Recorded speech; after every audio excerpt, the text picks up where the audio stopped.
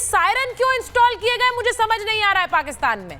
ये जगह जगह सायरन लगा दिए भाई कि सायरन बजेगा तब सब भागिए आप, क्योंकि जंग होने वाली है, हिंदुस्तान हमला करने वाला है तो आप भागेंगे।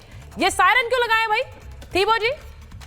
अच्छा, आपने जी इंट्रो में बताया कि हमने ये प्रिपरेशन की हुई है, हमने वो प्रिपरेशन की हुई है, हमने एक्स प्रिपरेशन की है। फिर एम्बेसडर साहब मेरे बड़े अच्छे दोस्त हैं, मेरी अभी इनसे दोस्ती हो गई है बिल्कुल पक्की पक्की।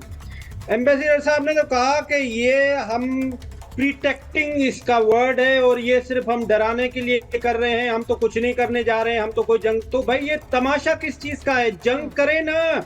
मेरा तो दोस्त है, उसके ड्राइवर ने फोन किया, उसने कहा सर मुझे छुट्टी दे दे, मैंने जंग देखने जानी है, इंडिया जंग कर रहा है। हम तो इसको तमाशा समझ रहे हैं। You people are jokers. देखिए आप इतने दिनों से हमें इंतजार कर रहे हैं, जंग करें। ये तमाशा आप लोगों ने जंग और खून खराबे को तमाशा ही बना रखा है। आप अगर संजीदगी समझते तो आप अपने देश को बेहतर करने के लिए बहुत पहले काम करते। आपने नहीं किया। आप लोगों के लिए खून खराबा तमाशा है, ये सायरन भी तमाशा है। मैं तो आपके देश का तमाशा दिखा रही हूं कि आप वैसे यहां पर बैठकर बड़ी बड़ी बातें करते हैं, लेकिन देश में आप लोग सायरन इंस्टॉल करते हैं क्योंकि आपको डर है कि हिंदुस्तान हमला ना कर दे। हम कोई बात नहीं कर रहे हैं, सारे बयान आप ही के आ रहे हैं। बिलावल भुट्टो क्या कह रहे हैं? मेजर जनरल सिन्हा, बिलावल भुट्टो क्या कह रहे हैं? मैं तो सिर्फ ये पूछना चाहती हूं, कर्नल त्यागी क्या कह रहे हैं बिलावल भुट्टो, जरा बताइए। वो मान रहे हैं कि हमने आतंकवाद को, हमारे देश से शुरुआत हुई, हमारे देश में आतंकवादियों को हमने पाला। ये पहली बार है कोई कबूलनामा?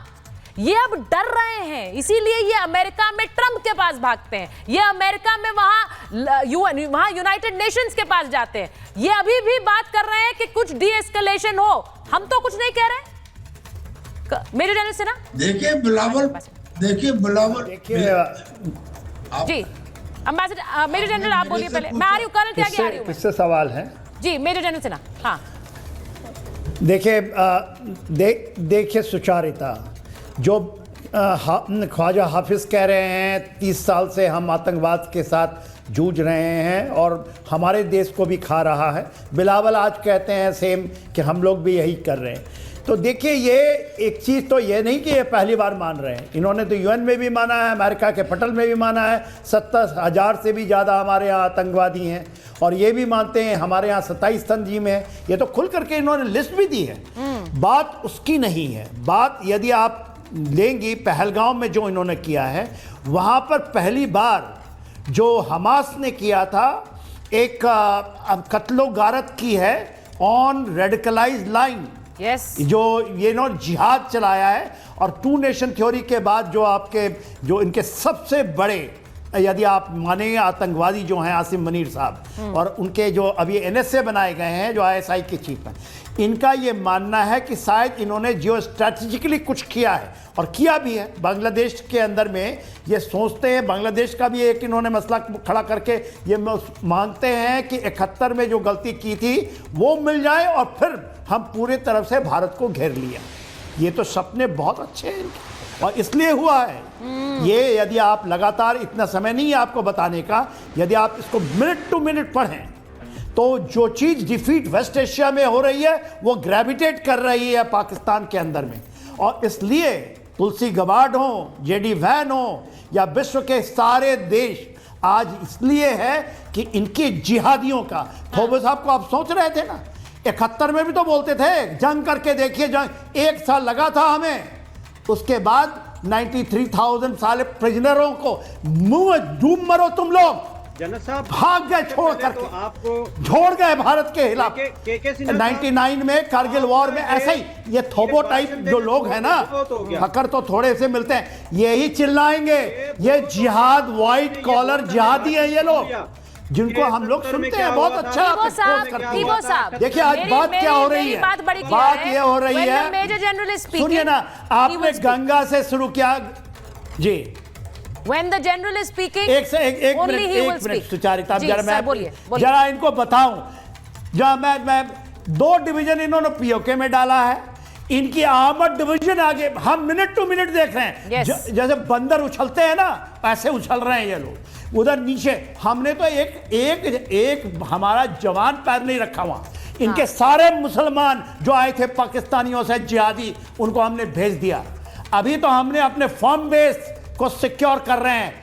इनके जितने भी लोग थे ना, इनको एक्सटेंडेड, उनको चुन चुन के मारा जाएगा। और चुन चुन के लास्ट जो है वो इनका जिहादी जो इनका बना है ना अभी, वो जो कहता है टू नेशन थ्योरी, एवन थोबो साहब याद रखिए, ये व्हाइट कॉलर टेररिस्ट भी नहीं छूटेंगे। अब वहां तो सबसे ज्यादा जंग वहां है, और हमारी जंग तो इनको मुनीर पूरा के बिखेरने खिलाफ तक है। इनके पाकिस्तान सेना अध्यक्ष के खिलाफ कितनी कंप्लेंट्स हैं, ये तो वहां की जनता जानती है। लेकिन ये बात अलग है कि अभी इनका देश प्रेम ऐसा जागा हुआ है कि वहां बैठकर कह रहे हैं कि हम तमाशा देखेंगे। आप तमाशा ही देखेंगे सर, तमाशा ही देखेंगे। जब मैं सिर्फ ये कहना चाहती हूं कि आज जो तस्वीर हमारी वायुसेना ने दिखाई है, मैं एक बार जरा ये खबर बताऊंगी और उसके बाद जा रही हूं एयर कॉमोडोर एएस वहेल के पास। भारत के एक्शन से पाकिस्तानी सेना में जो खलबली है, गिलगिट बल्टिस्तान में सैनिकों की तैनाती कर दी गई।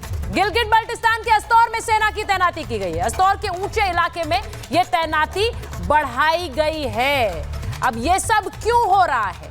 यहां पर हम अपने रनवे को रणवे बना रहे हैं कॉमोडोर, रनवे को रणवे बना रहे हैं। और इसलिए बना रहे हैं क्योंकि हम जानते हैं कि हम अपने देश के किसी भी हिस्से को कभी भी अपने सैनिकों को वहां उतार सकते हैं और वो उस भूमि से ही हुंकार भरेंगे। एयर कॉमोडोर, ये जो तस्वीरें आज आई हैं, देखिए, जैगुआर, राफेल, सुकोई, ये हमारी प्रोफेशनलिज्म दिखाती है। 4th लार्जेस्ट एयरफोर्स है हम विश्व की, लेकिन सबसे प्रोफेशनल एयरफोर्स है। 28 लोकेशन, बड़े अलग अलग एक्सप्रेसवेज और हाईवेज के ऊपर यूनियन रोड मिनिस्ट्री ने डिसाइड किया है कि रनवेज या मोस्टली बन चुके हैं और कुछ जगह बनेंगे। और आज आपने गंगा एक्सप्रेसवे में देखा 3 और लोकेशंस है यूपी के अंदर ही। यानी कि आज हमारी स्टेट गवर्नमेंट्स, आज हमारी यूनियन गवर्नमेंट, आज हमारे सिविल पुलिस, आज हमारी पैरामिलिट्री फोर्सेस और हमारी आवाम, जो देश की आवाम है, आज हमारी सेना के पीछे है और कह रही है तुम आगे बढ़ो, छोड़ो नहीं इनको, चुन चुन के मारो। मैं आपको 2 मई 2011 की याद दिलाता हूं। आज 2 मई है। अबोटाबाद के अंदर पाकिस्तानी कहते थे ओसामा बिन लादेन नहीं है यहाँ पे। वही वजीरिस्तान हाउस के अंदर जो अबोटाबाद में है, 2 ब्लैक हॉक हेलीकॉप्टर आज के दिन वहां लैंड हुए। 24 नेवी सील्स टीम 6 गई और वहीं ओसामा बिन लादेन और 3 और आतंकियों को मार के बाहर आए। मैं आपको आज चेतावनी दे रहा हूं, जितने पाकिस्तान के यहां गेस्ट हैं, आप लोगों को जो आपके टेररिस्ट सरंगना है और जो जनरल आसिफ मुनीर है उसको भी हम टेररिस्ट लीडर गिनते हैं। हम नहीं छोड़ेंगे, चाहे आप रिटायर हो जाए। आज कुछ समय लग सकता है। हाफिज सैयद हाफिज हो या फिर जैश मोहम्मद का कोई भी लीडर हो या फिर आसिम मुनीर हो या आसिम मलिक हो, कोई भी हो, हम इनको छोड़ेंगे नहीं। जब तक इन जनरल्स के ऊपर हम कहर नहीं बसाएंगे, तब तक आतंकवाद पूरे विश्व में नहीं हटेगा।